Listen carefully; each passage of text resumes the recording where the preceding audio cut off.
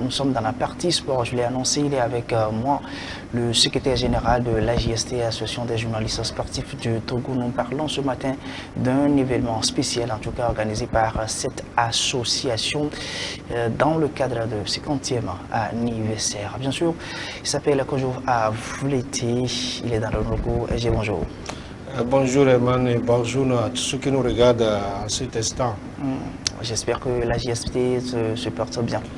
On va bien, on va bien. On va bien, remercier le ciel et on est dans le dernier virage. Et il y a encore beaucoup de choses à faire, mais nous restons mobilisés et nous croyons que nous allons atteindre l'objectif. D'accord. Nous allons parler de la nuit du mérite sportif tout à l'heure, mais pour ceux qui ne connaissent pas concrètement la JST, est-ce que vous pouvez faire quand même un brief sur l'association d'une façon générale, petit aperçu? L'association des journalistes sportifs du Togo, en abrégé AJST, est une association, comme on dit, de loi 1901. Donc elle est apolitique et elle rassemble en priorité toutes celles qui exercent comme journalistes sportifs, c'est-à-dire tous les journalistes qui se sont spécialisés dans le traitement de l'information sportive. Donc tous ceux-là sont susceptibles d'être membres de la GST après en avoir fait la demande.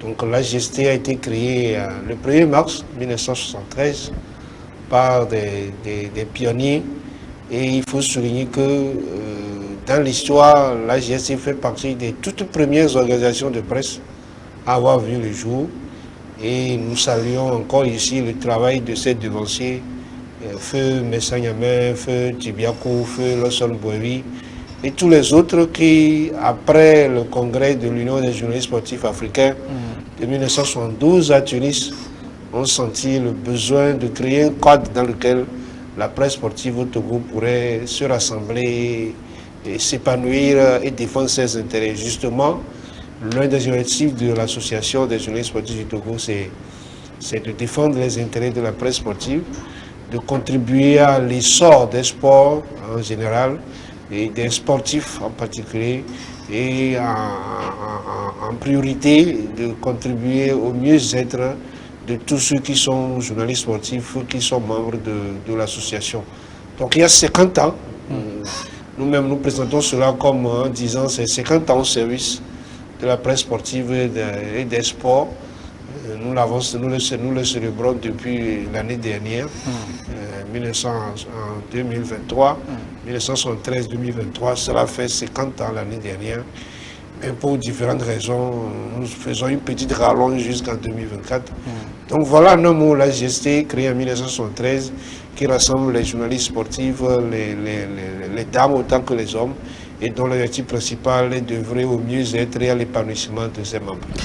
Je suis journaliste sportif quelque part, c'est maintenant que je tombe sur vous, j'ai l'information, vous avez parlé de demande.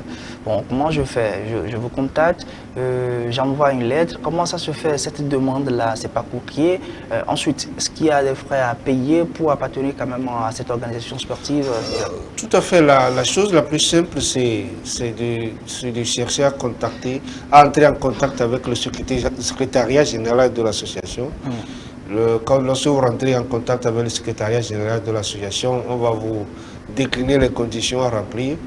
D'abord, il faut exercer réellement le métier de journaliste, c'est-à-dire il faut qu'on ait la preuve que vous traitez, vous diffusez d'une manière, quelconque manière, l'information sportive. Vous pouvez appartenir ou non à un organe parce que notre contexte est celui qu'il est. Et davantage aujourd'hui dans le monde, les journalistes indépendants, c'est-à-dire ceux qui travaillent et qui n'appartiennent pas strictement à un organe, c'est une tendance qui se développe outre-Atlantique. Donc nous admettons aussi qu'on peut ne pas ressortir strictement à un organe, mais faire la demande. Donc quand le secrétaire général reçoit la demande, on remplit un formulaire, on joint les frais d'adhésion et les frais de carte. Et le secrétaire général transmet cette demande-là au bureau exécutif. qui donne l'avis pour que le demandeur soit intégré comme membre de la GST. Très bien. Vous êtes à la maison, vous êtes dans la corporation, c'est maintenant, vous voulez quand même, vous avez cette envie quand même de faire partie de cette association, vous savez quoi faire désormais. Vous avez notre numéro, notre canal bien sûr. Avant de donner ce numéro, de rappeler, parce que vous le savez déjà, est-ce que vous devez être sur le territoire togolais? Je suis journaliste sportif togolais, je suis à l'étranger par exemple.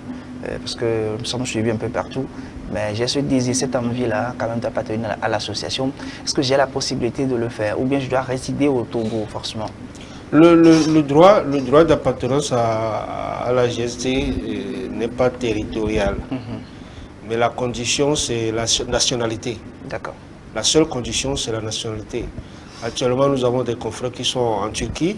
Il y a un en Turquie, il y a un au Niger. Il y a Dakar aussi. Il y a à Dakar, il y en a en France, oui, strictement. Donc la territorialité n'est pas un problème, c'est la nationalité qui est le problème. Donc quiconque, quelle que soit sa situation dans le monde, qui a la nationalité togolaise et qui exerce le métier de journaliste sportif, peut adhérer à la GST en suivant la même procédure que j'ai décrite plus haut. D'accord. Voilà, 93 49 45 45, vous pouvez quand même nous contacter, on va vous mettre en relation avec la GST via son secrétaire général. Avant de parler de la nuit du mérite sportif, en tout cas, on va faire aussi un petit break aussi au niveau de la presse sportive dans son ensemble au Togo. C'est quand il y a déjà des licences, vous avez de quoi nous dire par rapport à l'évolution de la presse sportive togolaise. Actuellement, voilà, nous sommes à quelle étape? Est-ce que ça va, reste à faire, ou ça va toujours pas? Ce qui est évident, c'est que de 1973 à 2023, au plan quantitatif, au plan de la quantité, c'est un développement exponentiel. C'est un développement exponentiel, c'est-à-dire que si de 1900, dans les années 70, dans les années 80, dans les années 90, et même dans les années 2000, on pouvait compter le nombre de journalistes sportifs sur le bout des doigts. Aujourd'hui, cela n'est plus possible. Il y a eu une expansion remarquable, une demande remarquable d'adhésion à la GST. Et je crois que le tournant décisif a été 2006 et cette épopée des éperviers du Togo qui se sont qualifiés pour la Coupe du Monde. Cela a décuplé les envies de faire ce métier-là. Et je dois dire qu'aujourd'hui, au plan quantitatif, on peut même dire qu'on est débordé. Ceux qui ont l'habitude de délivrer des accréditations pour les mains des éperviers savent un peu de choses près ce qu'il en est. Souvent, ils sont débordés. On a connu des moments où 200 personnes, ou 200 journalistes demandent à aller voir les mains des éperviers. Donc je dis qu'au plan quantitatif, le développement est intéressant. Mais au plan qualitatif, il faut être honnête pour dire que nous avons encore du chemin à faire. Nous avons encore du chemin à faire pour que, au plan de la qualité, nous puissions rivaliser, par exemple, avec les confrères de l'espace anglophone. Quand vous en savez bien le fonctionnement de la presse dans le monde, la presse en général et la presse sportive en particulier, l'espace anglophone est un cran au-dessus, un cran devant la presse, l'espace francophone. Oui, je suis quoi? Non seulement en termes de matériel, non seulement en termes de disponibilité de matériel de travail, non seulement en termes de facilité, mais encore et surtout en termes de conditions de travail qui sont offertes aux journalistes. Dans l'espace francophone, nous avons encore du chemin à faire. Je sais que les patrons de presse, certains patrons de presse font des efforts, mais sur le plan des conditions de travail et de vie des journalistes, ce qui est commun et ce qui est admissible de tous, c'est qu'il y a encore du chemin à faire. Maintenant, sur le plan de la qualité du travail même que nous faisons, depuis quelque temps, l'un des défis à la GST, c'est d'amener les confrères à sortir de la routine du reportage d'actualité. C'est-à-dire que pendant de longues années, nous nous sommes contentés ou bien nous avons pris plaisir à faire le journalisme sportif de la même façon. Nous écrivons plus ou moins les mêmes articles.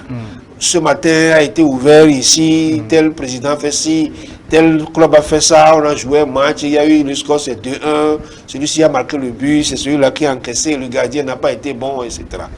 Et pendant de longues années, jusqu'alors encore, nous nous contentons du factuel. Alors que Il y a des batailles à gagner dans le traitement et dans la diffusion de l'information sportive. C'est pour cela que l'appel que nous lançons tous les jours à nos confrères, c'est que chacun comprenne qu'il est temps que nous sortions de la routine du factuel. Le factuel, c'est vrai, c'est l'info, c'est tout frais, c'est tout chaud. Mais au-delà de l'info qui est toute fraîche, toute chaude, il y a plein de choses qu'on peut faire, mais que nous ne faisons pas. Et je crois que c'est aussi pour cela que dans le contexte de l'année du mérite sportif, les journalistes sportifs qui seront récompensés, nous avons tenu à ce que ce ne soit pas des désignations qui seront toujours arbitraires, mais que cela se fasse sur la base de production que ces journalistes-là auront soumise à ce concours. Donc je résume en disant que au plan quantitatif, aujourd'hui, la situation de la presse sportive au Togo, elle est attrayante parce qu'il y a beaucoup de gens qui font ce métier, mais au plan de la qualité, nous avons encore du chemin à faire. Nous avons encore du travail à faire en ce sens où il nous faut habituer de nouveau les consommateurs de la presse sportive à autre chose que ce à quoi on les a habitués depuis 50 ans. Cela ne veut pas dire que c'est général. Il y a quelques-uns qui font des efforts, qui essaient de produire des dossiers, de faire des documents, de rédiger des articles de fond. C'est à ce niveau-là que se situe le défi aujourd'hui. Et je crois que chacun de nous doit faire l'effort de franchir un cap en sortant de la routine du factuel pour produire des documentaires en télé, en radio, pour faire des articles de fond, pour faire des articles d'investigation, des articles d'analyse. C'est à ce moment-là, c'est avec cela que nous allons davantage crédibiliser notre travail et renforcer la confiance des consommateurs et surtout aussi attirer ceux qui sont des annonceurs, ceux qui sont des partenaires potentiels à se dire, tiens, de ce côté-là, il y a quelque chose qui se fait, nous avons intérêt à les accompagner. Le message est passé, nous sommes avec le SG, le secrétaire général bien sûr de l'AJST, Association des journalistes sportifs du Togo. Nous parlons surtout de la nuit du mérite sportif, mais on vient de faire quand même un bref aperçu sur l'association, voilà, c'est associatif et surtout l'idée derrière. Bon, en tout cas, il vient de faire la transition de cet événement, la nuit du mérite sportif, en parlant surtout de la qualité du travail qui doit se faire. Concrètement, oui, venons-en par rapport à cet événement-là. C'est quoi la motivation? Vous êtes levé pour dire, bon, voilà, on va primer les journalistes ou parce que je crois comprendre que c'est dans le cadre du 50e anniversaire de l'AJST. C'est quoi la motivation derrière? Qu'est-ce que vous recherchez à travers cet événement-là? La nuit du mérite sportif, c'est un événement AJST. C'est une soirée de récompense. Nous envisageons de récompenser les athlètes, les dirigeants, mais également les journalistes. La nuit du mérite sportif s'inscrit dans le cadre du jubilé d'or de la GST. Nous nous sommes dit, pour ce cinquantenaire, nous allons faire telle activité. On en a déjà fait, mais pour en guise d'apothéose, ce serait bien que nous mettions les petits plats dans les grands pour réaliser un projet qui est là depuis 2018. Tous les présidents qui se sont succédés à la tête de l'association ont tenté de réaliser ce projet de la nuit du mérite sportif. C'est un projet qui vise à célébrer l'excellence dans les sports, qui vise à célébrer l'excellence dans le journalisme sportif. Donc il s'agit d'identifier et de récompenser les meilleurs athlètes, les meilleurs dirigeants dans différentes catégories et les meilleurs journalistes dans différents types de médias aussi pour les rassembler au cours d'une soirée et leur décerner ce qu'on appelle généralement les awards. Donc la nuit du mérite sportif, ça va être une soirée de récompense au cours de laquelle on va décerner des trophées aux athlètes individuels, hommes et dames, seniors, espoirs. On va décerner des trophées à la meilleure sélection sportive, toutes disciplines confondues. On va s'intéresser également aux meilleurs dirigeants, hommes et dames, c'est-à-dire les présidents de fédération, les présidents de fédération qui se sont démarqués pendant la saison retenue par les activités que les fédérations ont exécutées, par les compétitions où ils ont pu envoyer leurs athlètes, et également par les trophées ou les récompenses que ces athlètes ont pu gagner pendant la saison retenue. Et pour les journalistes, les lauréats seront les meilleurs qui se seront dégagés du concours d'excellence en journalisme sportif qui a été lancé en octobre 2023 et sur lequel le jury est en train de travailler actuellement. Nous attendons sincèrement les résultats pour dégager les vainqueurs qui seront primés le samedi 7 septembre ici à Lomé. La motivation de tout cela, c'est que nous manquions d'un événement comme celui-là au Togo. Les sportifs togolais travaillent dans des conditions difficiles, dans des conditions qui ne sont pas enviables, mais ils font de grands efforts. Il y a des sportifs qui gagnent des médailles et dont personne ne parle. Qui font de grosses performances, mais dont personne ne parle. Nous le disons qu'organiser régulièrement une soirée de récompense peut être une occasion pour ces athlètes-là de se dire, tenez, ce que je fais ne passe pas inaperçu. Et il y a des gens qui s'intéressent à ce que je fais, il y a des gens qui me disent bravo et qui attendent que je fasse encore plus. C'est plus ou moins la motivation pour laquelle nous avons tenu à ce que l'apothéose de notre cinquantenaire soit marquée par la célébration des athlètes, la célébration des journalistes sportifs à travers les awards que nous prévoyons de leur décerner.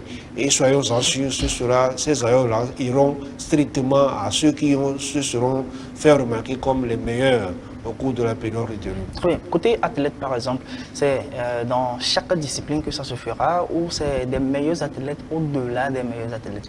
C'est-à-dire que c'est toute catégorie confondue ou chaque discipline avec ses meilleurs athlètes? La formule que nous avons retenue, c'est de mettre toutes les disciplines ensemble et d'essayer de dégager l'athlète qui, dans toutes ces disciplines, aura réalisé la performance la plus remarquable. Cela veut dire que l'athlète qui recevra par exemple le trophée du mérite sportif individuel senior, c'est l'athlète qui, cela peut être un athlète de volleyball par exemple, mais par rapport à ce qu'il a fait dans la saison 2022-2023, par rapport à ce qu'il a fait au plan local, au plan national, au plan régional et au plan mondial, par rapport aux compétitions auxquelles il a participé, par rapport au trophée qu'il a gagné, il peut advenir que son palmarès au cours de la saison 2022-2023 soit supérieur à celui d'un footballeur, soit supérieur à celui d'un golfeur, soit supérieur à celui d'un joueur de badminton. Donc sur cette base, c'est le volleyeur par exemple qui a fait plus de performances, qui a gagné plus de trophées au plan national, au plan sous-régional, au plan régional et au plan international. Cela revient à dire qu'un athlète qui gagne par exemple une médaille d'or dans un championnat de ligue au Togo, à côté d'un athlète qui a gagné une médaille au championnat de ligue, championnat national, championnat sous-régional, championnat du monde, celui qui n'a gagné qu'une médaille dans son championnat de ligue ne peut pas croire que celui qui a gagné toutes ces compétitions jusqu'à une compétition continentale ou une compétition mondiale, celui qui n'a gagné qu'une médaille au plan ligue ne peut pas prétendre être meilleur à celui qui a gagné à tous ces niveaux-là.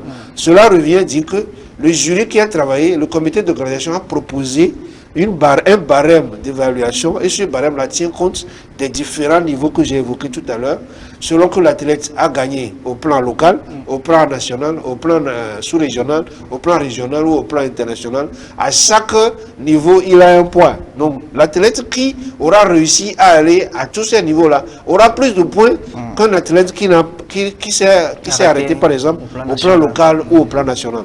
Donc c'est sur cette base-là que quand on met toutes les disciplines ensemble, on pourra dégager celui qui, en 2022-2023, a fait mieux que tous les autres. Très bien. Maintenant, concernant les prix, il y aura combien voilà, de prix à décerner? Vous avez parlé de prix individuels. Est-ce qu'il y aura des prix collectifs aussi? Dans chaque catégorie, combien de personnes se seront primées? Nous avons retenu, le comité d'organisation a retenu le mérite sport individuel, senior et espoir. Et autant pour senior que pour espoir, il y a les dames, le tableau homme et il y a le tableau dames. Et ensuite, le mérite réservé aux dirigeants. Les dirigeants, tableau homme, tableau dames. Il y a le mérite réservé au handisport. Il y a les prix spéciaux du jury qui sont hors du travail du jury, c'est-à-dire qu'on n'a pas besoin pour avoir les prix spéciaux d'avoir fait des compétitions. C'est plus ou moins protocolaire. Donc, on a en somme le prix du mérite handisport, les 4 prix du mérite individuel, les 2 prix du mérite pour les dirigeants et également le mérite du sport collectif. C'est-à-dire, c'est la sélection nationale qui, au cours de la saison 2022-2023, a fait les meilleures performances. Voilà de façon générale les prix qui seront décernés et qui auront été jugés sur la base de leurs performances acquises ou bien réalisées sur le terrain. Oui. Maintenant, concernant les confrères, est-ce que c'est la même formule? Vous avez dit les confrères ont soumis quand même des productions. Bon, dans chaque catégorie, par exemple, est-ce que c'est une personne qui est primée, c'est 2, c'est 3? Comment ça se fait déjà?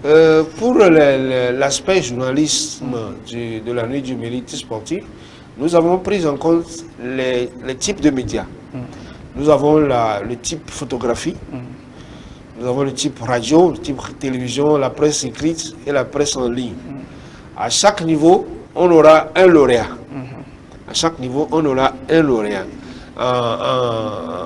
Dans la catégorie presse en ligne, par exemple, ils sont 5 concurrents. Donc, c'est le meilleur de tous ces 5-là qui recevra le trophée du meilleur journaliste presse en ligne de la nuit du mérite sportif 2024. Et soit dit en passant, sous réserve de la validation du comité d'organisation, nous envisageons d'attacher à chaque prix le nom d'un doyen, le nom d'un devancier qui s'est fait remarquer par la qualité de son travail et sa réputation de professionnel journaliste sportif. Ça peut être par exemple le prix Herman Adadé du meilleur journaliste télévision par exemple. Donc c'est des choses qui sont envisagées et je crois que sous peu ça va être officiel et on va avancer. Vous rappelez que c'est ce samedi, le 7? Tout à fait. Oui, c'est où? C'est à quelle heure? La nuit du mérite sportif aura lieu le samedi 7 septembre à 20h au canal Olympia Midday. Le canal Olympia Midday, c'est la salle de spectacle à l'intérieur du Blue Zone Kakaveli. D'accord. Derrière le marché. Kakaveli, derrière le marché de Kakaveli, le quartier Kakaveli, derrière le marché de Kakaveli, ce sera à 20h. C'est à l'intérieur du Blue Zone de Kakaveli et c'est sur invitation. C'est la question que j'allais poser, que c'est libre. Il faut disposer d'une carte d'invitation pour pouvoir avoir accès à la salle de l'événement, étant entendu que les membres de la GST sont prioritaires. Avec ou sans carte d'invitation, leur accès sera facilité par les mesures, les dispositions qui seront mises en place. Voilà, nous sommes arrivés à la fin. J'espère que vous avez compris en tout cas tout ce qui tourne autour de la nuit du mérite sportif, les différents aspects. Bon, c'est l'un des événements marquant le 51e bien sûr de l'AJSC. Un petit rappel sur les quelques événements passés avant d'en arriver. Dans la marche vers cette apothéose, nous avons démarré par un séminaire, atelier, à l'intention de nos membres sur les genres d'opinion. Nous avions parlé plus haut du défi de la qualité et de la routine du factuel. Donc l'un des défis pour la presse sportive, c'est l'intérêt aux genres d'opinion qui sont plus ou moins inexistants dans nos pratiques professionnelles. Donc ce séminaire atelier avait pour but d'exhorter les confrères à franchir un cap en s'intéressant aux gens d'opinion. Et il s'était agi de leur expliquer en quoi ça consiste et les différentes caractéristiques de chacun des principaux gens d'opinion. En juillet, on a organisé un colloque international sur la place de la femme dans le journalisme sportif, les obstacles, les barrières socio-culturelles et les challenges, les solutions, les voies et moyens que les femmes peuvent utiliser pour sortir du carcan de ces pesanteurs socio-culturelles. Et le dernier grand événement, c'est celui que nous attendons le 7 septembre prochain au canal Olympia Midi. Nous disons merci à tous les partenaires, à tous les médias partenaires, dont la télévision E47. Merci aux responsables, merci à vous-même, Herman, et nous prenons rendez-vous pour le samedi prochain. Peut-être vos mots de fin, je n'en sais rien, mais je ne sais pas si vous avez un dernier appel déjà aux téléspectateurs, au public sportif, et surtout, pourquoi pas, avant votre événement, il y a aussi un événement national qui concerne tout le public sportif, vous le savez très bien, avec la toute première de Nimové d'arrêt sur le banc des éperviers. Bon, en ramasser un petit mot par rapport, et que ce soit pour le banc des éperviers ou pour vous aussi. Notre rêve, c'est que nous allions au canal Olympia Midi le 7 avec la joie de la victoire du 6. Et nous espérons que les éperviers vont nous faire rêver le 6 et que le 7 septembre, à la fin de la soirée de récompense, ça va être la grande fête, une double fête. Et pour que cela soit possible, le 12e homme est important. Donc je crois que c'est le public est invité. Je vais inviter le public togolais à y croire et à se mobiliser autour de la sélection nationale. C'est notre sélection, personne ne viendra le faire à notre place. Que cela marche ou pas, c'est à nous de rester mobilisés parce que le sport c'est ça, on gagne un matin, on perd un soir. On ne va pas chercher à gagner tous les jours, mais on travaille tous les jours pour pouvoir gagner. Donc je dis, courage aux éperviers et au public sportif, mobilisons-nous pour aller les soutenir afin que le 16 septembre au canal Olympia Midi, que ce soit avec le sourire que nous puissions célébrer les sportifs et les journalistes togolais. Merci à vous, secrétaire général de la JST, Association sportive l'Association des journalistes sportifs du Togo, que je vous vous le dire d'avoir répondu à notre invitation. Vous à la maison, vous le savez déjà, les deux rendez-vous, le 6 déjà avec les éperviers face au Libéria au stade de Kiki, puis la grande apothéose pour le 51 de la JST le 7 septembre, le samedi bien sûr, à partir de 20h au canal Olympia Midi.